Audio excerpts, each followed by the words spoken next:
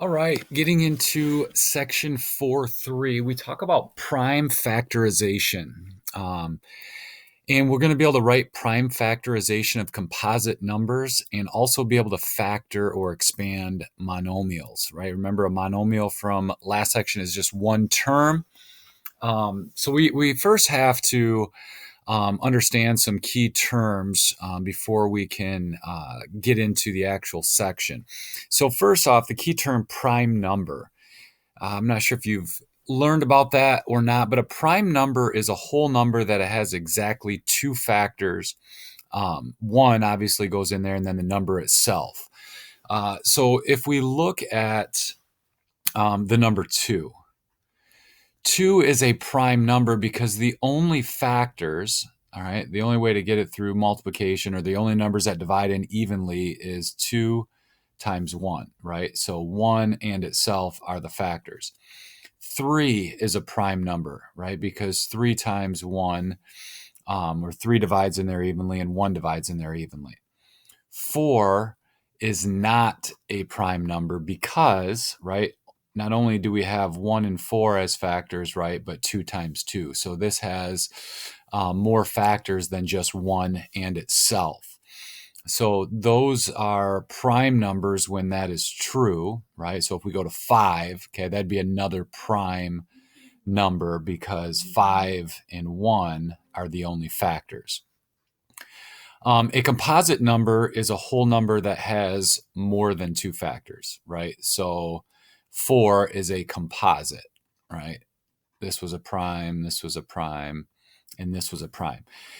Special cases are 0 and 1 because they're neither prime nor composite, right? And you might think of 1 because it is a factor of 1 in itself, but that's still only one factor because it's 1, right? Where here it has 2 and 1. So it has two factors, 1 and itself.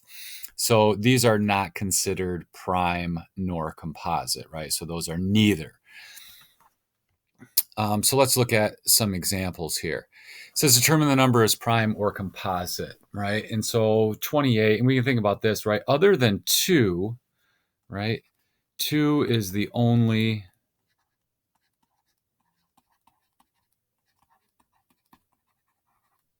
even prime number, right? Because after that, right, once we get to 4, okay, you have 1 and 4, and then 2 divides in there, right? When we get to 6, 1 and 6, and then 2 also goes in there, right? And so does 3. So 2 is the only even prime number. So whenever I see it's even, right, I can say that is a composite. And if they want a reason, right, you can just give another set of factors, right? I could say 2 and 14 are factors, or 7 and 4 are factors. So that would prove that it's a composite number. 19.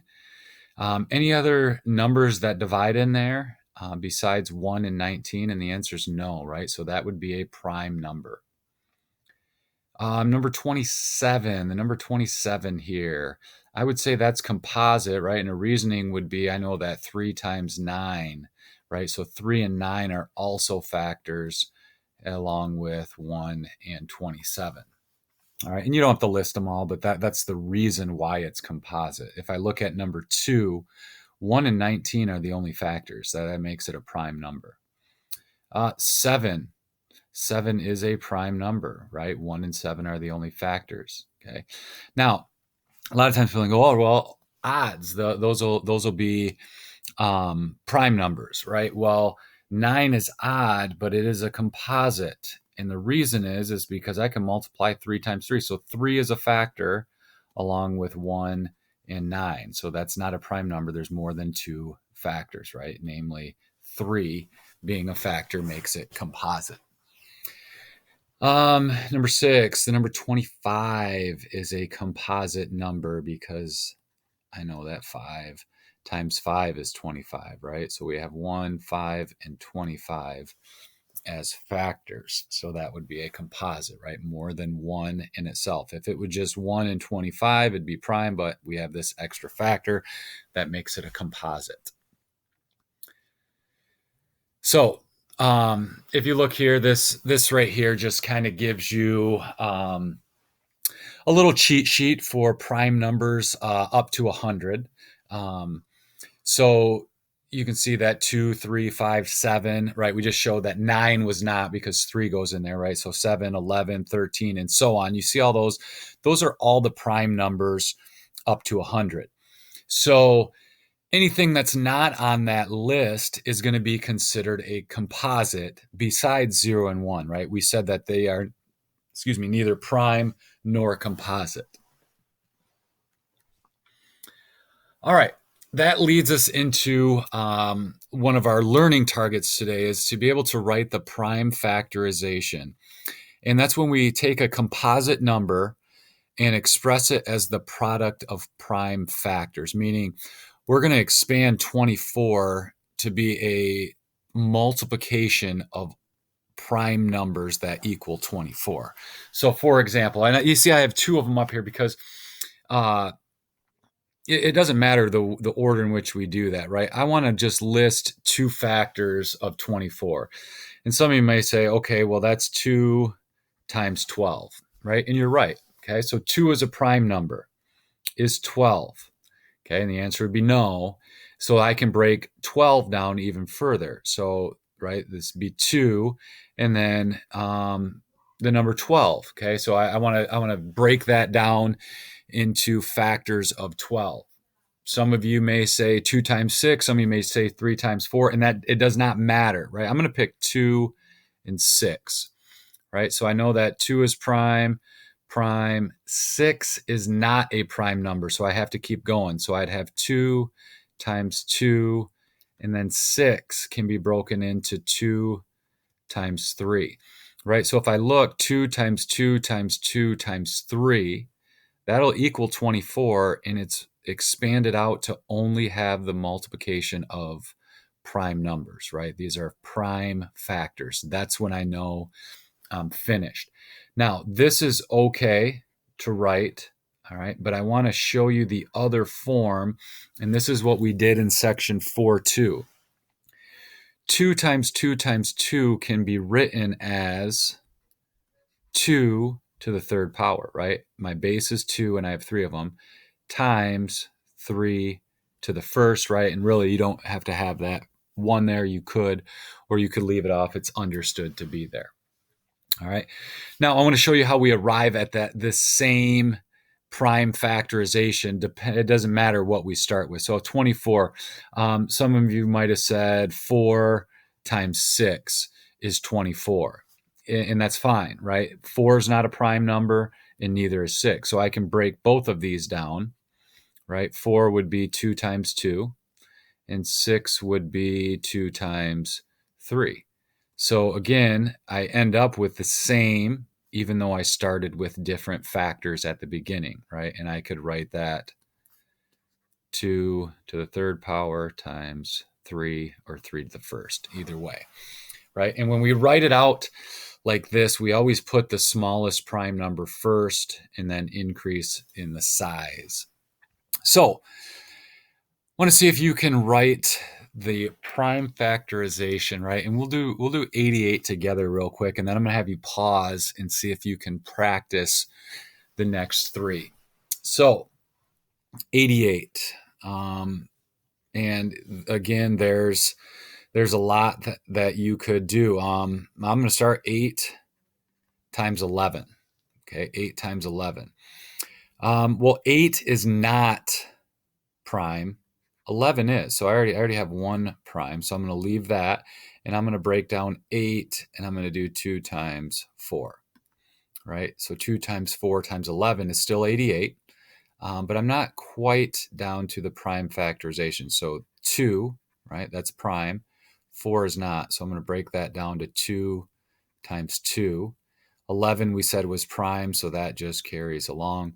So it'd be 2 times 2 times 2 times 11 would be the prime factorization. These are all prime numbers. That's how I know I'm finished. And another way to write that would be 2 to the third power times 11. All right. See if you can do 36, 26, and 100. And remember, how you start might be different, right? Some of you may say 36 is 6 times 6. Some of you may say 9 times 4. And neither one is wrong. They're both right. It just, you'll end up at the same value. So see if you can do those. So pause the video here. All right, let's see how you did. So for number 36, I arranged it as 6 times 6. Again, you might have had 4 times 9, and it doesn't matter as long as it multiplies to 36. So I took 6 and did 2 times 3 and 6 to 2 times 3. Now, I rearranged it so that the smallest primes went first, right? So there's 2 times 2, and then I had 3 times 3. We could also write that as 2 squared times 3 squared. Number 26, the only other factors are 2 and 13, and 2 is a prime and 13 is a prime. So that's as far as you can go there. For 100, I picked 4 times 25. You could have had 10 times 10. You could have had 5 times 20, right? So it doesn't matter what factors you pick first. So I did 4, and I had 2 times 2, right? But those are both prime. And 25 would be 5 times 5. And those are both prime. So I could leave it like this, right? 2 times 2 times 5, or I see that there's 2 of them, so 2 squared times 5 squared. Right, so that is the prime factorization of composite numbers. Now, what we're going to use that for is to factor a monomial, right? And eventually we'll get into factoring binomials or 2 terms, and then factoring 3 terms, right? In algebra, you'll actually get into factoring 4 terms, right? But we're going to take baby steps. We're starting out with monomials. Remember, that's just a single term. So to factor it, we want to write it as an expression of a product of its factors, right? So meaning we just want to expand it so that we only have prime numbers, right? Our prime factorization for the number part. And then for the variables, we want to write it with no exponent greater than 1, meaning if this is a squared, that's really a times a. So, where'd that go? Sorry about that. All right, we're back. So I'm going to start with the number 8. Okay, that's not a prime number, so I can separate 8 into 2 times 4, right? And I know that 4 is not a prime number, so that would be 2 times 2 times 2, right? Because 4 would be there, and then that's already a prime. Now, a squared, right? I want to separate that so I have an exponent no greater than 1. So meaning I would have to write that as a times a. And b to the 4th would be b times b times b times b, right? So this would be in factored form, right? I have it all primes, and then each of the variables only has an exponent of 1. Now, another way to write that would be 2 to the 3rd times a, back that up.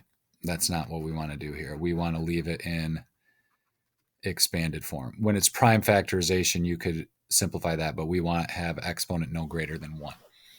Now, this right here, negative coefficients, right? Remember, coefficient is just the number in front of the variable. So if this is a negative, I want to use -1 as one of the factors. So I can start that, and I'll say it's -1 times 30, right? So meaning -1 is going to be one of my factors. Now I can separate that into 3 times 10. So 1 is prime, so I'm going to leave that here. 3 is prime, I'm going to leave that here. 10 is not prime, so I have to separate that. We'll go 2 times 5. All right, so I'm going to zoom back up over here. So I start -1 is the smallest factor. So whenever there's a negative, you know that the first factor is going to be -1. And then I'm going to have times 2. Right, that's there. And then I have a times 3. And then I have times 5. X to the 3rd is going to be x times running out of room here. So I'm just going to restart.